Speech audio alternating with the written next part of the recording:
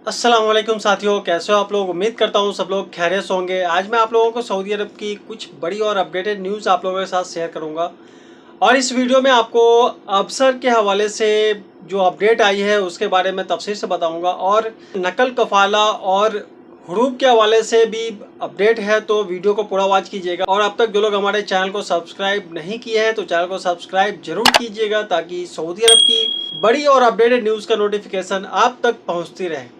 आइए खबर शुरू करते हैं।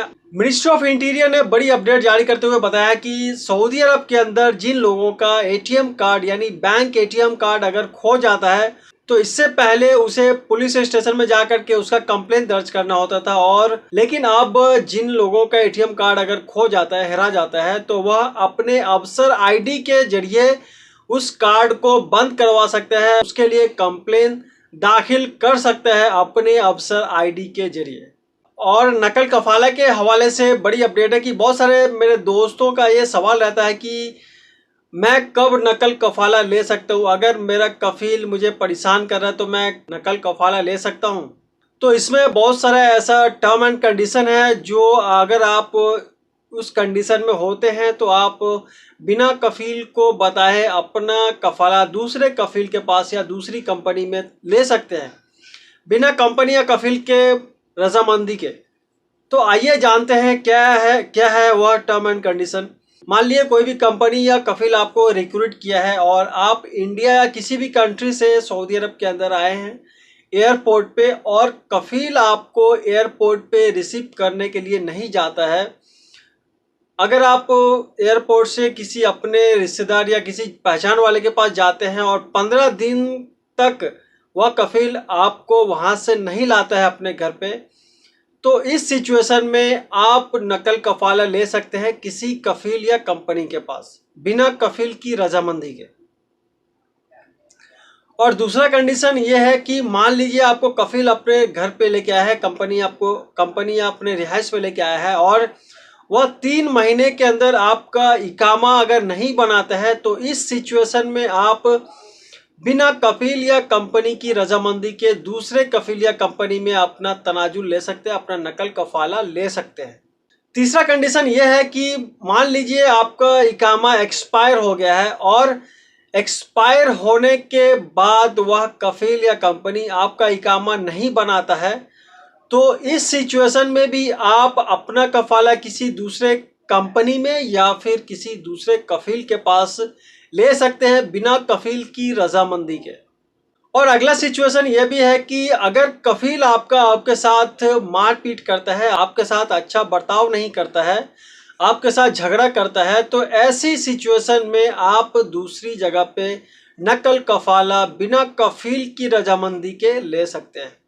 और हुरूब के हवाले से जो अपडेट है उसे बताया गया है कि पहले कफील या कंपनी अपने एम्प्लॉई पे, अपने मजदूर पे, अपने लेबर पे बिना किसी वजह के भी हुरूब लगा सकता था। और बहुत सारा ऐसा मामला हुआ है कि कफील बेवजह अपने बंदे पे, अपने जो उसका एम्प्लॉई है उसके ऊपर बेवजह हुरूब लगा देता था, और इस सिचुएशन में जो बंदा था, जो एम्प्लॉई था उसके पास, वह बहुत परेशान हो जाता था। कंपनी भी सेम ऐसा ही करती थी। और बहुत ऐसा कंडीशन होता है कि कफील अपने एम्प्लॉय के साथ बर्ताव अच्छा नहीं करता है, उसे पैसा नहीं देता है, सैलरी नहीं देता है, उसके साथ मारपीट करता है, गाली गलौज करता है। तो इस सिचुएशन में आकर के उसका जो एम्प्लॉय होता है भाग के दूसरी जगह पे काम करने लगता है। तो इस वजह से भी कफील हुरूब लगा देता था अपने बंदे पे। कंपनी भी इसी सिचुएशन से हुरूब लगाती थी।